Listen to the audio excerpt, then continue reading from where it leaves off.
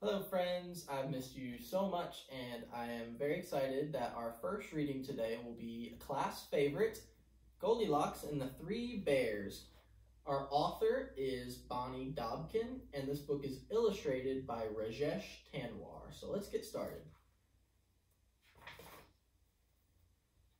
Once there was a little girl with a bright, happy smile and long, curly blonde hair. Everyone called her Goldilocks. Goldilocks lived in a cottage by the edge of the woods. Always curious, she wondered what was in those woods. "May I go for a walk in the forest?" she asked her parents one day. "No," said her mother, "those woods are too big. You might lose your way." "No," said her father, "the woods can be dangerous. You might get hurt."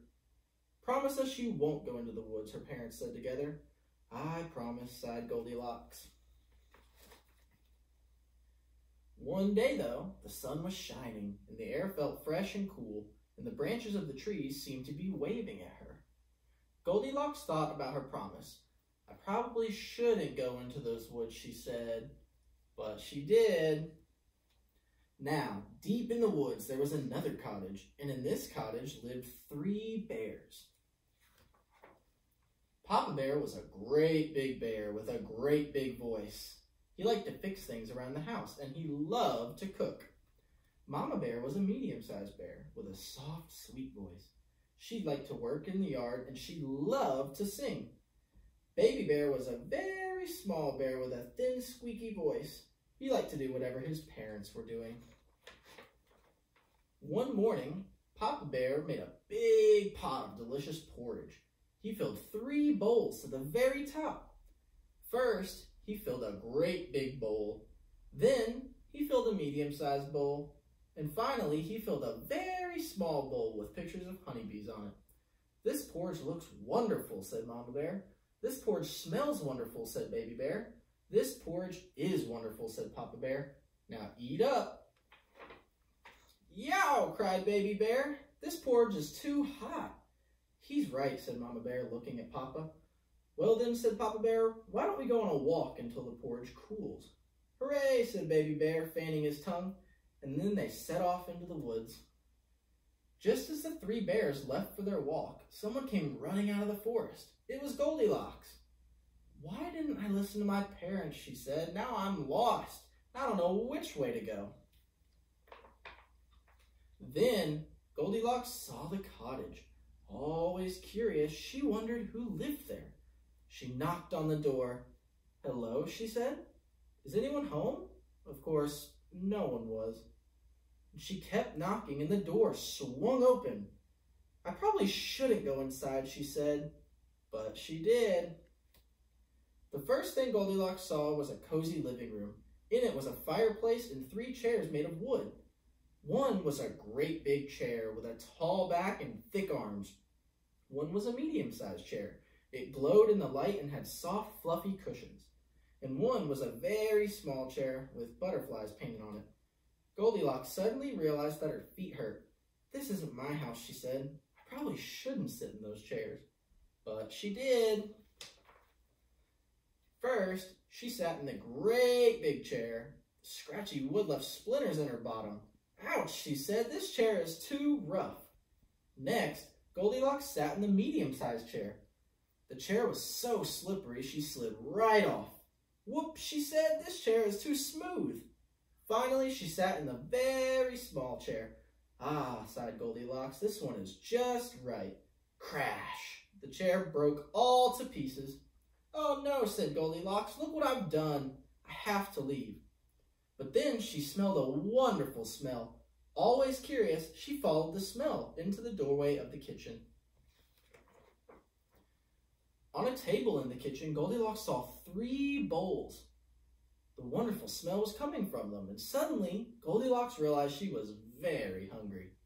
"I probably shouldn't taste what's in those bowls," said Goldilocks, but she did.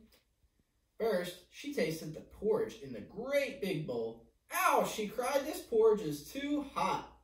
Next, she tasted the porridge in the medium-sized bowl. "Ew," she said, "this porridge is too cold."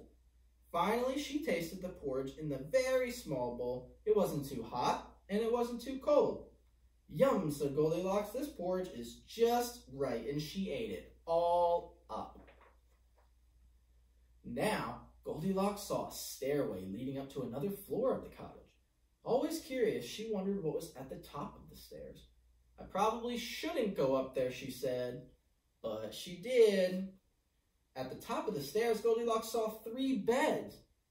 One was a great big bed that was painted blue. One was a medium-sized bed that was painted red. And one was a very small bed with a blue and red frame. Suddenly, Goldilocks realized that she was feeling very sleepy. I probably shouldn't go try those beds, she said, but she did. First, she tried the great big bed. Her head went down with a thunk. Irk, she said, this bed is too hard. Next, she tried the medium-sized bed. This time she almost disappeared. She could barely breathe. Said Goldilocks, this bed is too soft. And finally, she tried the very small bed. It wasn't too hard, and it wasn't too soft. Ah, said Goldilocks, this bed is just right. And she snuggled under the covers and fell fast asleep. A little while later, the 3 bears returned from their walk. They stopped in surprise when they saw the open door. Oh no, said Mama Bear, someone has been in our house. Be careful, said Papa Bear, that someone could still be in there. The 3 bears tiptoed into the living room. Someone's been sitting in my chair, grumbled Papa Bear. Someone's been sitting in my chair, gasped Mama Bear. Well, someone's been sitting in my chair, squeaked Baby Bear, and that someone broke it all to pieces. They hurried into the kitchen. Someone's been eating my porridge, roared Papa Bear. Someone's been eating my porridge, cried Mama Bear. Well, someone has been eating my porridge, squeaked Baby Bear, and that someone ate it all up. Now, the 3 bears rushed upstairs. Someone's been sleeping in my bed, growled Papa Bear. Someone's been sleeping in my bed, whispered Mama Bear. Someone's been sleeping in my bed, squeaked Baby Bear, and that someone is still there. Papa and Mama Bear rushed over next to Baby Bear, and they looked at Goldilocks. Then they looked at each other. Papa Bear let out a great big roar, and Goldilocks woke up. First, she saw a very small bear with very big eyes. Next, she saw a medium-sized bear with a worried frown. Then she saw a great big bear with great big teeth and a great big claw. Goldilocks shrieked.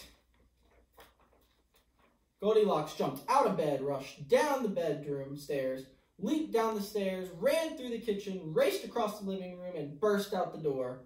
She ran and ran and ran until she saw her own cottage through the trees at the edge of the forest. Her mother and father were standing in the doorway. Goldilocks ran up to them. We've been so worried, they cried, giving her a hug. I'm sorry, said Goldilocks. I should have listened to you. But at least you're safe, said her father. Now come on in, and I'll make you something to eat. The next day, Goldilocks sat out on her front step again.